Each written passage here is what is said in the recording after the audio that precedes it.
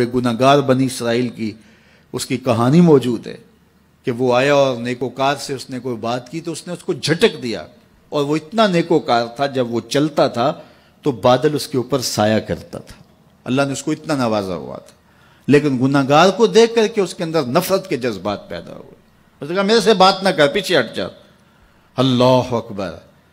تو وہ بیچارہ بڑا رویا کہ مالک میں اتنا گناہگار ہوں کہ تیرے پاک بندے مجھے اپنے پاس بٹھانے کے لیے بھی تیار نہیں۔ دل ٹوٹا، شکستگی پیدا ہوئی، کہا لیکن مالک تیری مرضی، اور واپس پلٹا۔ لیکن جب واپس پلٹا تو وہ بادل کا سایہ جو اس نیکوکار پہ تھا وہ سایہ اس گناہگار کے سر پہ آ گیا۔ تو وہ کرم نوازی جس پہ فرما دے، اس کے سارے بندے ہیں۔ تو اللہ کو جو ہے وہ تکبر کی نیکی نہیں، وہ گناہ جس کے بعد عجز پیدا ہو، اللہ کو وہ پسند ہے، وہ گناہ جس کے بعد توبہ کے جذبات ابھریں، بندے کو شرمندگی کا احساس ہو۔ تو مت ایسے بنے کہ 4 نمازیں پڑھ لیں تو سب بے نمازیوں کو حقیر جاننے لگ جائیں، تھوڑا سا کام کر لیں، صدقہ و خیرات کر لیں تو باقی مالداروں کو حقیر جانے لگے۔ آپ کو دین کے کام کی توفیق مل گئی ہے تو آپ دین کے ٹھیکیدار بن کے بیٹھ جائیں کہ میں اتنا بڑا جلسہ کروایا، اب میرے علاوہ تو کوئی یہاں مسلمان نہیں رہتا، میں ہی سب سے بڑا عاشق رسول ہوں اور میں ہی سب سے بڑا مسلمان ہوں۔ نہ، ایسا نہ کیجئے۔ اللہ نے آپ کو توفیق دی، آپ نے لوگوں کو دعوت دی، پتہ نہیں کس آنے والے پہ کتنا کرم ہوا ہے۔ یہ تو ان کی رحمتیں ہیں، وہ جس پہ چاہے جیسے چاہیں برس جائیں۔ ہم کو ٹھیکیدار تھوڑے ہیں، ہم تو نوکری کرنے والے ہیں، ہم تو جوتے اٹھانے والے ہیں۔ ہو سکتا ہے کس کے صدقے، میرے والد گرامی مجھے یاد آتے ہیں، وہ مجھے فرمایا کرتے تھے جب گفتگو کے لیے نکلنے لگے اور لوگوں کا ہجوم ہونے لگا تو وہ مربی تھے بڑے، اور بڑی حکمت کے ساتھ جو ہے وہ کوئی نہ کوئی بات سمجھاتے رہتے تھے۔ تو ایک دن فرمانے لگے کہ ایک خطیب تھا، بظاہر اچھا خطاب کرتا لیکن اندر سے وہ اتنا اچھا نہیں تھا۔ تو جب وہ فوت ہو گیا تو وہ بخشا گیا تو اس نے اللہ سے کہا کہ میرے مالک، میرا تو کوئی عمل ہی نہیں ہے کہ میری بخشش ہوگی اور میری مغفرت ہو گئی۔ تو فرمایا کہ ہاں ہم تجھے جانتے ہیں، لیکن ایک دن تو کہیں واز کر رہا تھا، میرا ایک بندہ بیٹھا تھا، اس کو پسند آ گیا، میں نے اس کے صدقے تیری مغفرت فرما دی۔ اٹھ فریدا ستیا تے میلا ویکھن جا، اٹھ فریدا ستیا تے میلا ویکھن جا، وت کوئی بخشیا مل جاوے تے تو ہی بخشیا جا۔ تو پتہ نہیں کس کے صدقے سے اللہ رحمتوں کا نزول فرماتا ہے۔ بے عمل کو دیکھ کر کے اس سے نفرت نہیں ہے، نفرت تو گناہ سے ہے، گناہگار سے نہیں ہے، لیکن کوشش کی جائے کہ یہ عمل بد چھوڑ دے۔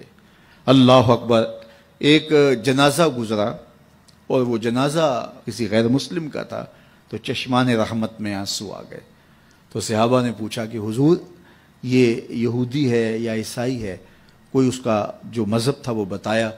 تو فرمایا کہ مجھے اس بات پہ افسوس آیا کہ یہ اسلام نہیں لا سکا اور کفر کی حالت میں مر گیا، تو اگر یہ اسلام لاتا اور جو ہے وہ جنت کی راہوں کا مسافر ہوتا تو کتنا اچھا۔ یہ اس کے ساتھ بھی ہمدردی ہے۔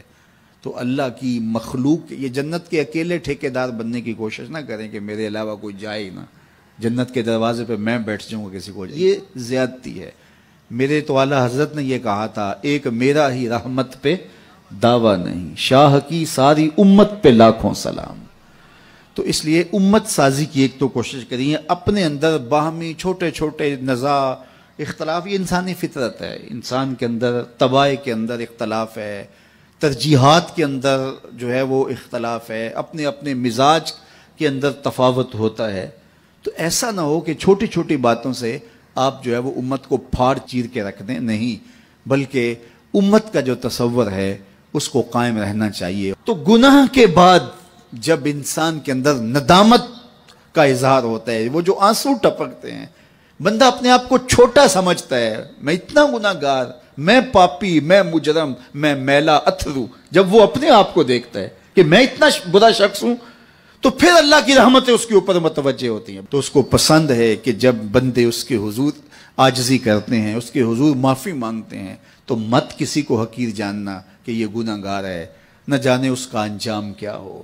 کتنے گناہگار ان کا آخر اچھا ہو جاتا ہے، کتنے نیکوکار ان کا آخر اچھا نہیں ہوتا۔ انما الاعمال بالخواتیم، وہ تھی تو فاحشہ عورت لیکن ایک کام کیا کہ ایک کتے کو پانی پلا دیا، اپنے دوپٹے سے جوتا باندھ کر کنویں میں لٹکایا اور اس کو پانی پلا دیا۔ حدیث پاک میں آتا ہے اللہ اس کے صدقے سے اس کی خطائیں معاف فرما دی۔ اور ایک نے بلی کو مار دیا خاتون کو، اور وہ جہنم کی آگ میں جلنے لگی۔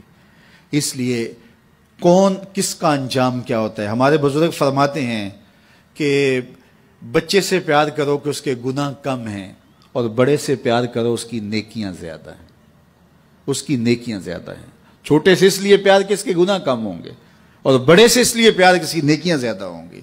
اور اسی طرح جو ہے وہ خیال کرو کہ ہو سکتا ہے اس کا انجام بخیر ہو جائے اور اس کا آخر کتنا خوبصورت ہو، تو مت کسی کو حقیر جانیے گا۔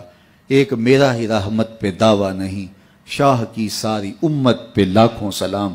تو حضور کی امت سے پیار کرو، مخلوق خدا کو جوڑنے کی کوشش کرو، اور آقا کریم علیہ الصلوۃ والسلام نے یہ جو امت کا تصور دیا اور کہاں کہاں سے لا کے کہاں کہاں کے افراد کو ایک گروہ میں، ایک جماعت میں اور ایک امت کے اندر پرویا، ایک لڑی کے اندر پرویا۔ اس امت کو امت ہی رہنے دیا جائے۔ اللہ مجھے آپ کو اپنی پناہوں کا حصار عطا کرے۔